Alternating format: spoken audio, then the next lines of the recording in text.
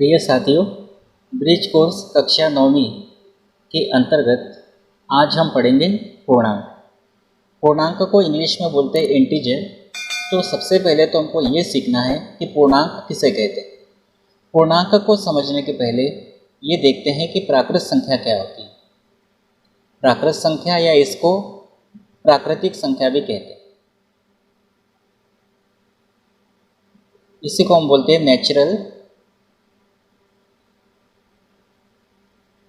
Number या natural numbers, ऐसा कहते हैं संख्याएं।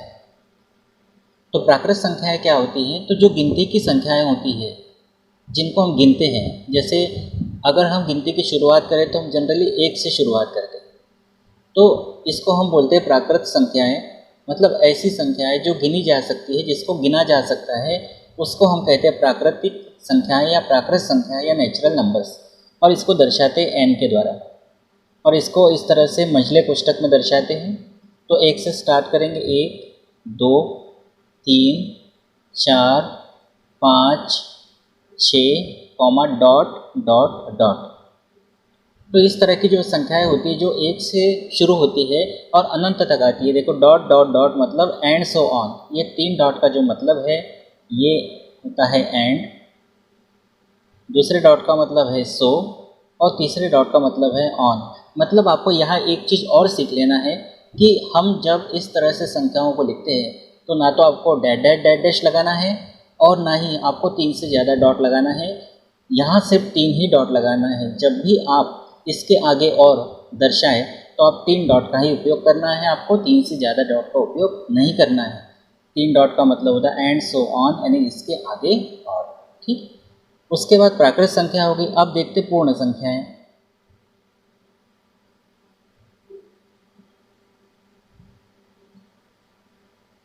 इसी को बोलते हैं होल नंबर्स।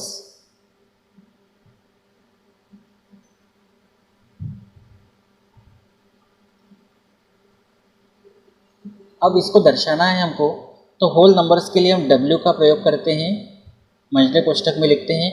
ये जो प्राकृत संख्याएं हैं, जब इनमें 0 को हम सम्मिलित करते हैं, ये हम कितने भी लिख सकते हैं आगे तक, एंड सो ऑन। मतलब यहाँ 1 से लेकर हमारी क्या थी, प्राकृत संख्याएं थी। जब हमने इसमें 0 को सम्मिलित कर दिया तो अब ये हो गई पूर्ण संख्या है। मतलब पूर्ण संख्याएं कहाँ से स्टार्ट होती है? 0 से। और अब हमारा जो टॉपिक है वो है पूर्णांक संख्याएं।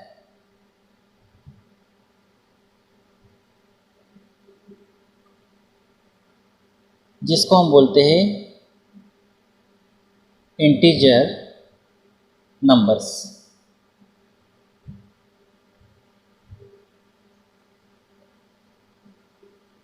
पूर्णांक संख्याएं, तो इसको दर्शाते हैं i के द्वारा। पूर्णांक संख्या क्या होती है? तो पूर्णांक संख्याओं का मतलब होता है जो हमारी प्राकृत संख्याएं हैं, या आप ये कह सकते हैं कि जो हमारी पूर्ण संख्याएं। पूर्ण संख्याएं कहाँ से चालू होती है? 0 से। आगे कितना भी आप लिख सकते हैं, एंड सो ऑन। तो जो हमारी पूर्ण संख्याएं होती है, इसमें जब हम ऋणात्मक संख्याओं को सम्मिलित करते हैं, 0 के इधर लिखेंगे -1, फिर इसके पीछे लिखेंगे -2, इसके पीछे लिखेंगे -3, आगे और लिख सकते हैं एंड सो ऑन। मतलब इधर आगे बढ़ते जाएगी, मतलब इधर पीछे बढ़ते जाएगी और इधर आगे भी बढ़ती जाएगी। कहने का मतलब ये है कि यहाँ से यहाँ तक जो मैंने आपको बताया कि यहाँ से लेकर 0 से ये होती है पूर्ण संख्याएं। तो पूर्ण संख्या में जब ऋणात्मक संख्याओं को सम्मिलित किया जाता है तो वो होती है पूर्णांक संख्याएं। तो इस तरह से आप समझ गए होंगे, प्राकृत संख्या मतलब गिनती की संख्याएं। जब इसमें 0 को सम्मिलित करते हैं तो पूर्ण संख्याएं, और जब इसमें ऋणात्मक संख्याओं को सम्मिलित करते हैं तो पूर्णांक संख्याएं। आपको ध्यान रखना है, जब आप आगे जा रहे हैं मतलब संख्या का जो मान है, संख्या बढ़ती जा रही है, बढ़ते जा रहे हैं आप आगे, और पीछे आप जाएंगे तो घटते जा रहे हैं। ठीक है, अगर मैं थोड़ा सा आपको हिंट करूं कि इन दोनों में से कौन बड़ा है, -3 या -2, तो आप देखेंगे कि -3 जो है ये -2 के पीछे है, और जितना आप पीछे जाते हैं वो मान छोटा होते जाता है। तो आप कहेंगे -3 जो है ये -2 से छोटा है, क्योंकि ये -3 जो है ये -2 के पीछे है, और ऋणात्मक संख्या जो पीछे होती है वो आगे आने वाली संख्या से छोटी होती है। यहाँ आप यही देखें, कोई भी देखो, जैसे 2 और 3 है, दोनों में कौन छोटा है? तो जो पीछे है, 2 पीछे है 3 के, तो 2 छोटा है। एक बात और ध्यान रखना कि जो छोटी संख्या होती है उसको हम नाक में, ये इस तरह से नाक इसको कह रहा हूँ, नुकीले भाग में दर्शाते हैं, या ये कहे कि जो बड़ी संख्या होती है उसको खुले भाग में दर्शाते हैं। छोटी संख्या नुकीले भाग में यानी नाक में रहती है, और बड़ी संख्या खुले भाग में रहती है यानी खुले मुंह में रहती है, ऐसा कह सकते हैं। इन दोनों में से कौन छोटी है, या ये कह दो कि कौन बड़ी है? -2 बड़ी संख्या है, या कह दो कि -3 छोटी संख्या है, तो दोनों काम बन जाएंगे। देखो, छोटी संख्या को नाक में और बड़ी संख्या को खुले मुंह में हमने या खुले भाग में दर्शा दिया। ये बात आपको ध्यान रखना है। अब हम देखते हैं संख्या रेखा, ये समझना है बहुत ध्यान से। संख्या रेखा, रेखा का मतलब क्या होता है? रेखा का मतलब होता है जिसका कोई अंत बिंदु ना हो, मतलब बिल्कुल इस तरह से आगे, और जितनी चाहे उतनी आप बढ़ा सकते हैं, इधर भी जितनी चाहे उतनी बढ़ा सकते हैं, इसको बोलते हैं हम रेखा। ठीक है, ये रेखा होती है जिसका कोई अंत बिंदु नहीं होता है, यानी कहीं नहीं रुकेगी वो, आप जितना उसको बढ़ाना चाहो बढ़ा सकते हो, तो उसको हम क्या बोलते हैं? रेखा कहते हैं। ठीक है, अब कहीं पर भी हम ना जीरो को दर्शा देते, कहीं पर भी आपकी इच्छा जहाँ हो, तो हम कोशिश करते बीचों बीच में दिखा देते जीरो, और समान अंतर दिखा देते, बिल्कुल समान अंतर होना चाहिए, अंतर कम ज़्यादा नहीं होना चाहिए। अगर आप स्केल से ले रहे हो तो 1-1 सेंटीमीटर का अंतर, या जितना भी अंतर लेना हो बराबर। ठीक है, तो ये मान के चलते कि 1-1 सेंटीमीटर का अंतर है। तो जीरो से इधर चलना है तो यहाँ आएगा 1, 2, आगे जा रहे हैं 3, 4, 5, 6, 7, 8, आगे और जा सकते हैं। इधर आएंगे -1, -2, -3, -4, -5, -6, -7, -8, आप इधर पीछे भी जा सकते हैं। तो इस तरह से ये जो है ना, इसको हम कहते हैं संख्या रेखा। अगर मैं कहूँ आपको कि यहाँ पे 0 है, तो संख्या रेखा पर -3 कहाँ है? तो ये यहाँ पर है, पीछे जाना है, माइनस के लिए पीछे जाना है। ठीक है, और प्लस के लिए 0 के आपको आगे जाना है। एक चीज़ और आपको बेसिक बता दूँ, जैसे मैंने कहा -10 और -1, दोनों में कौन बड़ी है? तो देखो, दोनों संख्याएं माइनस है। एक बात तो ये ध्यान रखो कि जो 0 होता है, ये 0 जितनी भी ऋणात्मक संख्याएं होती है, ऋणात्मक संख्याओं से 0 बड़ा होता है, और जितनी भी धनात्मक संख्याएं होती है, उन धनात्मक संख्याओं से 0 छोटा होता है। एक बात तो ये ध्यान रखना है। क्या कहा मैंने? जितनी भी ऋणात्मक संख्याएं हैं उससे 0 बड़ा होता है, और धनात्मक संख्या है, अब इसके सामने कोई चिन्ह नहीं तो धन होता ही है, नहीं दिखाए तो भी धन होता है, ध्यान रखना है। तो 0 जो है ऋणात्मक संख्याओं से बड़ा होता है, धनात्मक संख्याओं से छोटा होता है। लेकिन अगर देखो, अगर मैंने आपसे कहा कि 5 बड़े हैं या -8 बड़े हैं, तो सीधी बात है धनात्मक संख्या बड़ी होगी। बड़ी है मतलब खुले भाग में, या छोटी है तो ये नाक में अपने आप आगे नुकीले भाग में। धनात्मक और ऋणात्मक में यानी प्लस और माइनस में प्लस वाली बड़ी होगी। लेकिन जब दोनों ऋणात्मक हो, तो ध्यान रखना है, दोनों ऋणात्मक में जो बड़ी दिखती है वो वास्तव में छोटी होती है। जैसे आपको यहाँ 10 बड़े दिख रहे हैं, एक छोटा दिख रहा है, लेकिन दोनों ऋणात्मक है, मतलब ये जो -10 बड़ा दिख रहा है वास्तव में ये छोटा है। ध्यान रखेंगे इस बात को। अगर दोनों ऋणात्मक संख्या है तो दोनों ऋणात्मक संख्याओं में जो बड़ी दिखती हैं वो वास्तव में छोटी होती हैं। समझ गए बहुत अच्छे से। एक और बात मैं पूछ लेता हूँ, -15 और -7 दोनों में कौन बड़ा है कौन छोटा है? तो -15 छोटे हैं -7 से, या -7 बड़े हैं -15 से, क्योंकि ये 15 बड़े दिख रहे हैं, 7 छोटे दिख रहे हैं। लेकिन माइनस चिन्ह लगने से क्या होता है, दोनों ऋणात्मक संख्याएं अगर हो तो जो बड़ी दिखती है वही छोटी होती है। ये ध्यान रखेंगे अच्छे से। संख्या रेखा भी ध्यान से आपको समझना है। अब देखो, आपके पूर्णांक के अंतर्गत यहाँ कार्यपत्रक है, इसको हम हल करते हैं। कार्यपत्रक 1 दिया है, नीचे दी गई संख्याओं को संख्या रेखा पर अंकित करें। ये संख्याएं दी है, इसको संख्या रेखा पर अंकित करना है। तो 0 इधर ले लिया, ठीक है। अब यहाँ पे हम संख्याओं को दिखा देते, 1, 2 धनात्मक संख्याएं 3, 4, 5, 6 और 7। इधर जाएंगे तो क्या होगा, 0 के इधर -1, -2, -3, -4, -5, -6। ठीक है, अब इसको इस तरह से दर्शा दिया। अब हमको ये बोला है कि अंकित करना है -4 को। मैंने तो सभी को अंकित कर दिया, तो मैं एक काम कर लेता हूँ, -4 है ना, तो ये इसको हाईलाइट कर देता हूँ, ये -4। 8 है तो यहाँ पे 8 नहीं दिखाई दे रहा है, तो 8 को हम यहाँ संख्या रेखा पर आगे बढ़ा के दिखा देते हैं, ये 8 को इसको तीर का चिन्ह बना के दिखा देते हैं इस तरह से, ऐसा। उसके बाद 8 कहाँ पर है, तो ये 1 2 3 4 5 6 7 8। -6 कहाँ है, ये 3 कहाँ पर है, 1 2 3 ये है। 2 कहाँ पर है, ये यहाँ पर है। -2 ये इधर है। -3 उसी के बाजू में। यहाँ पे सभी संख्याओं को नहीं दिखाना था, यहाँ पे सिर्फ जो पूछा है उसी को संख्या रेखा पर अंकित करना था, लेकिन हमने सभी को कर दिया, कोई दिक्कत नहीं। ये आपका पहला कार्यपत्रक हो गया। कार्यपत्रक 2 छोटे छोटे कार्यपत्रक है। रिक्त स्थानों में बड़ा है, देखो बड़ा है, हाँ इधर खुला भाग है तो इसको बोलते बड़ा है। छोटा है, इधर की तरफ देख के बात करना पड़ता है, इधर बड़ा है छोटा है का प्रयोग करते हुए भरे। अब देखो थोड़ा सा अगर आप इंग्लिश के शब्दों को ध्यान रखें तो बड़ा है को बोलते हैं इंग्लिश में ग्रेटर देन। ध्यान रहे तो ठीक है, नहीं तो कोई बात नहीं, ग्रेटर देन। और छोटा है को बोलते हैं लेस देन। ठीक है, बड़ा है ग्रेटर देन, छोटा है लेस देन। अब देखो 0 और -3, मैंने आपको क्या बताया था, 0 सभी ऋणात्मक संख्याओं से बड़ा होता है। -40 और -20 दोनों माइनस है, तो माइनस में जो बड़ी दिखती है वो छोटी होती है।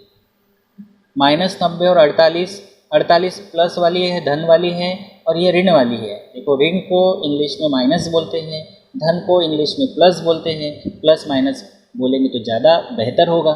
तो ये प्लस वाली है, माइनस वाली, तो प्लस वाली हमेशा बड़ी होती है। -53 और -5 दोनों में कौन बड़ी है कौन छोटी है, -53 और -5 दोनों माइनस में है, और हम जानते हैं जब दोनों माइनस में हो तो जो माइनस में छोटी संख्या दिखाई देती है वही बड़ी होती है, या ये कहेंगे कि -53 छोटे हैं। -7 और -1 दोनों में कौन बड़ा है, -1 बड़ा है। -100 और -101 दोनों में कौन बड़ा है, दोनों माइनस हैं। जब दोनों माइनस होते हैं तब जो छोटी होती है वही वास्तव में बड़ी होती है, मतलब ये बड़ी है। तो इसको इंग्लिश में क्या बोलेंगे, इसको बोलेंगे ग्रेटर देन। इसको क्या बोलेंगे, लेस देन। इधर देख के बोलना पड़ता है, छोटी है।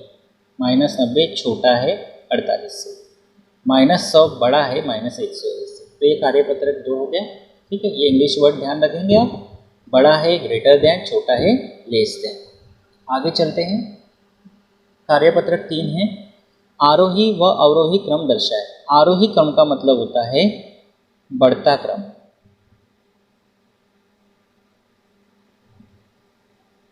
बढ़ता क्रम, और अवरोही का मतलब होता है घटता क्रम, घटता क्रम। ठीक है, इस तरह से। अब देखो आरोही क्रम यानी असेंडिंग ऑर्डर बोल दो इसको इंग्लिश में। ठीक, बढ़ता क्रम, बढ़ते क्रम में क्या होता है आप जानते हैं, बढ़ते क्रम में जो छोटा होता है वो सबसे पहले आता है। जैसे आप जब स्कूल में जाते हैं तो लाइन कैसे लगाते हैं आप, प्रेयर के समय, प्रार्थना के समय, जो कम हाइट वाला होता है वो आगे, थोड़ी उससे ज़्यादा हाइट वाला होता है उसके पीछे, फिर उसके पीछे, यानी क्रम चलता है ऐसा, उसको बोलते हैं आरोही क्रम, बढ़ता क्रम। तो इन सभी में सबसे छोटा कौन है, तो इन सभी में सबसे छोटा है -7, फिर इससे बड़ा है -1, फिर इससे बड़ा है 3, और सबसे बड़ा है 7। ये हो गया बढ़ता क्रम। बढ़ता क्रम हो गया, छोटा है तो ऐसा दिखा सकते हो। ठीक है, जब भी आरोही क्रम बोलेंगे तो चिन्ह ऐसे ही चलेगा। जैसे मैं आपको एक बात बता देता हूँ, अगर हमने कहा इन चारों में सबसे छोटा कौन है, तो देखो चारों में सबसे छोटा है, ये देखो -7, क्योंकि सबसे इधर है, लेफ्ट साइड में है -7। फिर इससे बड़ा कौन है, तो आगे चलो, ये -1, फिर इससे बड़ा कौन है 3, और सबसे बड़ा कौन है इन चारों में? 7। तो देखो -7, फिर इससे बड़ा है -1, इससे बड़े है 3 और उससे बड़ा है 7।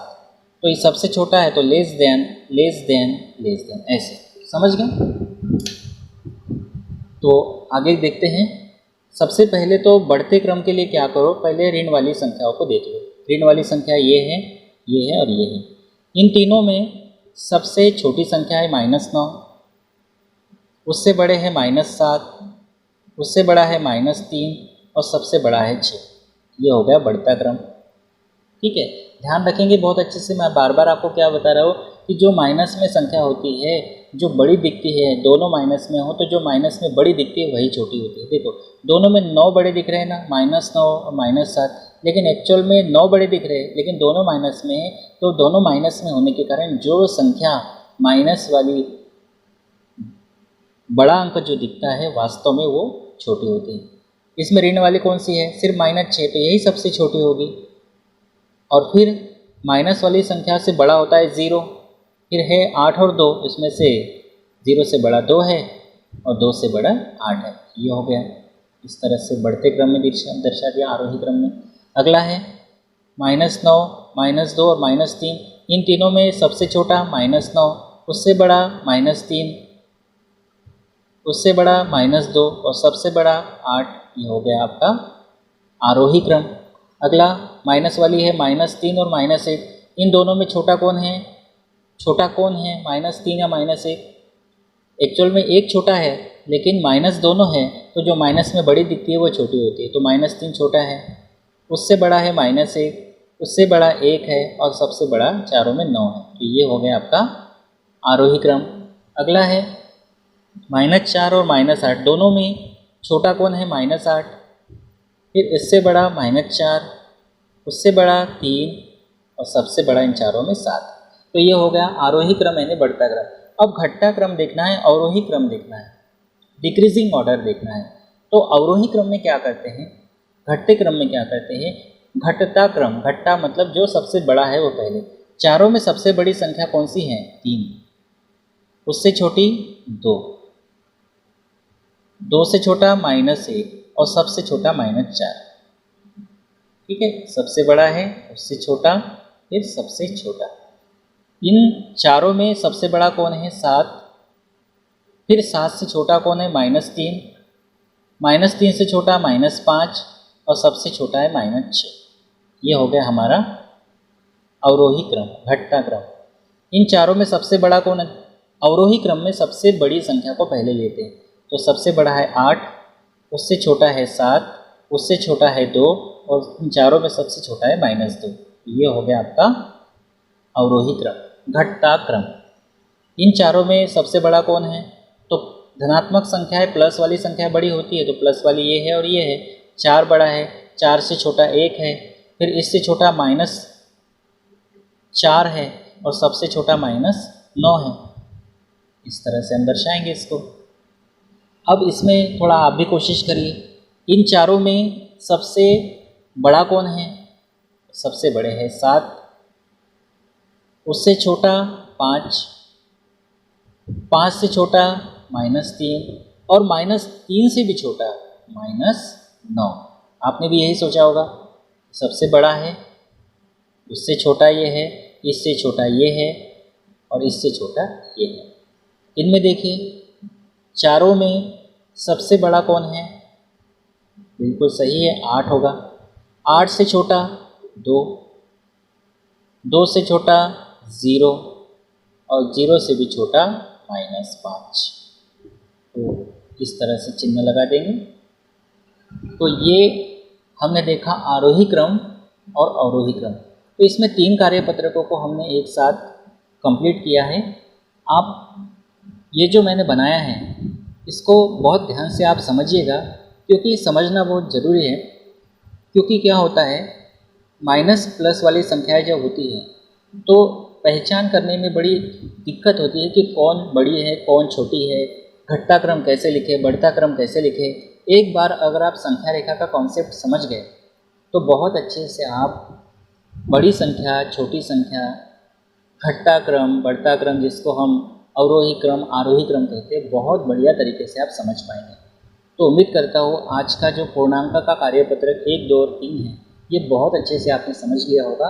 इसको बहुत ध्यान से समझकर आप नोट कर लीजिए। अगर आप मेरे चैनल पर पहली बार आए हैं तो चैनल को सब्सक्राइब कर लीजिए, बेल आइकन को प्रेस कर लीजिए, साथ में वीडियो को लाइक कर दीजिए और अपने दोस्तों तक भी इस वीडियो को शेयर कीजिए। Thank you.